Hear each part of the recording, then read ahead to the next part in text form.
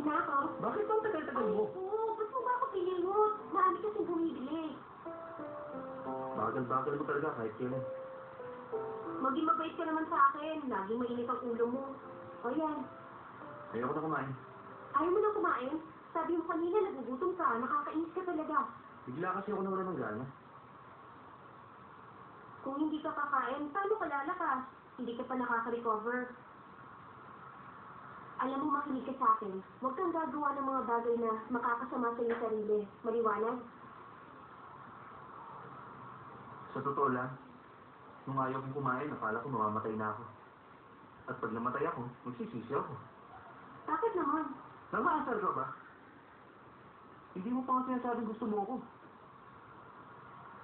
Importante ba yun? Siyempre, oo naman.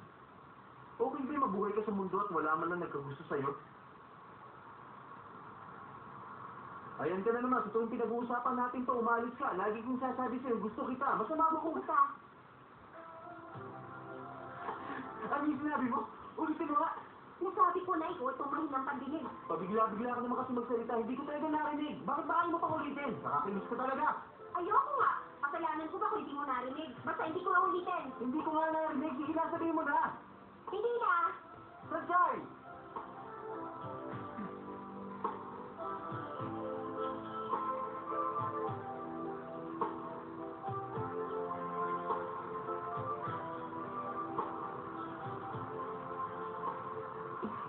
Gusto kita.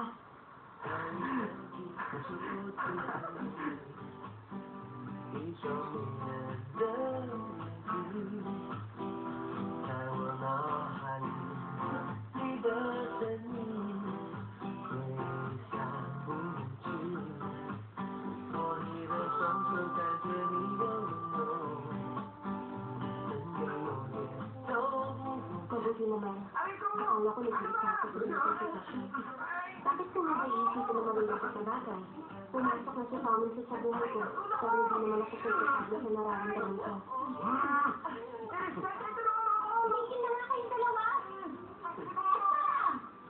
Tama na! Ang ganda naman ng kantang yan.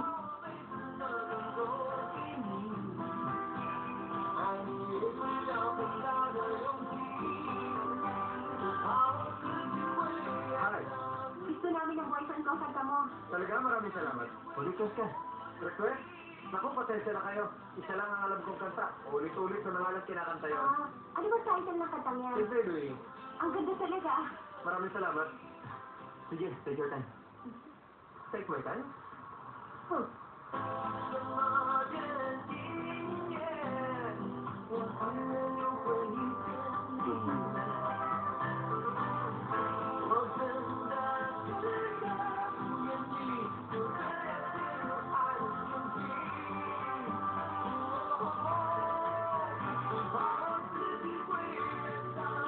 Hello, Xiaofang.